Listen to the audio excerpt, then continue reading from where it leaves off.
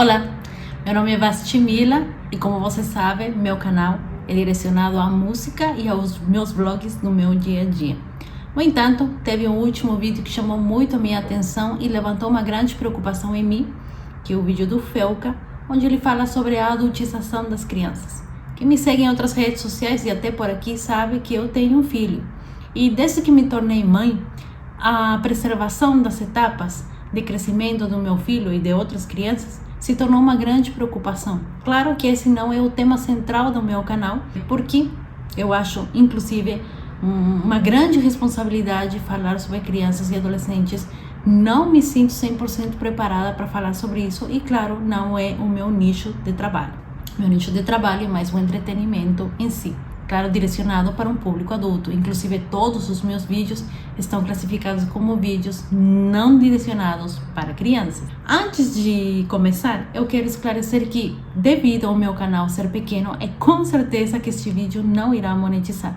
Portanto, o meu objetivo aqui não é criar monetização ou gerar visualizações em função da monetização. E eu, como mãe, e tendo em consideração o meu público, decidi também manifestar a minha opinião e contribuir de alguma forma com esta preocupação que não é moda, não é trend, é uma coisa pela qual a gente deveria se preocupar o tempo todo, mesmo sendo pai ou mesmo não sendo pai, tendo ou não tendo filho. Uma grande necessidade de finalmente poder me manifestar em público sobre o meu ponto de vista ao respeito de como estamos criando as crianças, as nossas crianças e os adolescentes. O vídeo do Felca é muito relevante em relação à exposição de crianças e adolescentes através de vídeos nas diversas redes sociais e nos diversos formatos, dancinhas, podcast. Gente, tô passada com a ideia dos empreendedores mirins. Eu simplesmente não consigo assimilar crianças que detestam a escola e que preferem empreender, criar empresas e ganhar dinheiro. Cadê os valores desses pais? O que aconteceu com essas crianças? É claro, eu compreendo. A escola, por vezes, é muito chata, mas a escola é necessária. E sim, se a gente se aprofundar nesse assunto, a gente sabe que as escolas, infelizmente, estão com uma metodologia ultrapassada. Infelizmente, a educação precisa se renovar. A educação precisa se tornar algo mais atraente, algo mais interativo, algo menos chato para as crianças. Mas isso é tema para outro vídeo que eu não sei se eu farei. Como eu disse, meu tema não é falar sobre crianças e adolescentes, porque não é a minha especialidade. No entanto, aqui eu quero trazer um pequeno exame de consciência para nós. Estamos indignados com esses vídeos, com essa exposição dessas crianças e desses adolescentes, que muitos deles inclusive já são adultos disfuncionais porque tiveram as suas etapas queimadas. Estamos indignados? Estamos. Mas será que a gente é tão inocente assim? Será que a gente não contribuiu ou contribui com isso no nosso dia a dia, com pequenas atitudes que fazem com que os nossos filhos percam um pouco da sua inocência? Por exemplo, se eu for pesquisar aqui, por exemplo, no Google, eu vou colocar aqui: o que diz a lei sobre acesso a redes sociais para crianças. Vamos ver o que diz aqui. O artigo 17 do Estatuto da Criança e do Adolescente estabelece que a criança e o adolescente têm direito ao respeito, o qual abrange a inviolabilidade da integridade física, psíquica e moral. Isso inclui a preservação da imagem, identidade, autonomia, valores, ideais, crenças, espaços e objetos pessoais. Em outras palavras, o artigo garante que crianças e adolescentes não tenham seus direitos de personalidade violados, como sua imagem, honra, identidade, autonomia e demais aspectos pessoais. Aqui eu falo inclusive sobre muitas mães, que se colocam como exemplo de mães e expõem seus filhos sendo castigados, expõem seus filhos levando chamada de atenção, ou seja, a mãe está violando a imagem e a honra do seu filho para ter visualizações, para conseguir a aprovação da sociedade como se fosse uma mãe exemplar, Esse é um pequeno exemplo de como estamos expondo os nossos filhos sem querer ou às vezes querendo, né, com a intenção de ter aí visibilidade nas redes sociais. Outras formas como a gente possa estar contribuindo com isso é o fato da gente, por exemplo, permitir que os nossos filhos criem um e-mail numa idade inadequada.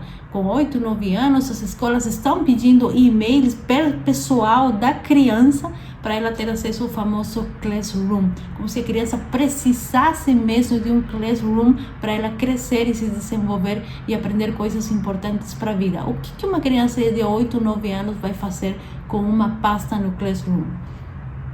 Em todo caso, se o objetivo é que os pais estudem com a criança, não é melhor já os pais terem acesso direto pelo e-mail dos próprios pais ao classroom? Eu sei do caso, inclusive, em que algumas escolas ensinam os pais a enganar o Google para criar e-mails para os seus filhos de 8 e 9 anos, para que esses filhos tenham acesso ao famoso classroom. Há realmente essa necessidade? Acho que não. Outro ponto que pode fazer de nós coniventes com este tipo de problema é o fato da gente não respeitar a classificação etária de muitas coisas, literatura, séries, filmes, shows, né? Vamos nos perguntar, será que eu sou o tipo de pai ou mãe que assiste a filmes e seriados que não são adequados para a idade do meu filho? É que está assistindo comigo. Realmente isso muda muito, tipo, o fato da criança estar acompanhada de você traz já para ela magicamente maturidade emocional para ela assistir filmes com cenas de violência explícita ou sexo explícito ou falas de conotação sexual ou violenta? A própria literatura tem classificação etária. Por exemplo, a própria Turma da Mônica Jovem tem classificação etária. No entanto, tem muitas crianças pequenas lendo Turma da Mônica Jovem. E tem muitos assuntos que não são adequados para crianças pequenas. Mas os pais compram, a gente permite. A própria indústria da roupa e da maquiagem tem criado muitos produtos que têm características adultas, porém de tamanho infantil, porque nós pais criamos essa demanda. Muitas refeições feitas à mesa são com crianças com o celular na mão, assistindo desenhos ou filmes, porque os pais não têm capacidade de fazer uma refeição tranquila com seus filhos sem o suporte de um eletrônico. Se a gente está tão preocupado assim com a preservação da inocência das crianças e dos adolescentes, então façamos uma avaliação e vejamos se somos realmente coerentes com essa nossa preocupação. Será que a gente tem atitudes coerentes com isso? Será que no nosso dia a dia a gente realmente preserva a inocência dos nossos filhos? Será que a gente também respeita a classificação etária quando se trata de shows? Não tem muitos pais ou muitas mães levando seus filhos para assistirem a shows cuja classificação etária é claramente para adultos? Ou será que a gente coloca os nossos filhos para fazerem dancinhas de músicas cuja letra e cujos movimentos são claramente para o público adulto? Será que a gente tem medo de falar não para os nossos filhos? Será que a gente não sabe lidar com a cara feia que os nossos filhos fazem quando algo é negado a eles? Será que a gente não pensa que o não que nós damos hoje para algo que vai fazer mal aos nossos filhos é um sim para um futuro mais seguro e mais saudável? Você já pensou nisso? Se você assumiu a responsabilidade de ter um filho ou você tem crianças em volta, ou se você é um cidadão consciente com ou sem filhos, você já se preocupou em preservar a inocência dessas crianças? Você entende que muitas vezes nós somos coniventes com atitudes que fazem com que os nossos filhos queimem as suas etapas? Pense nisso. Obrigada.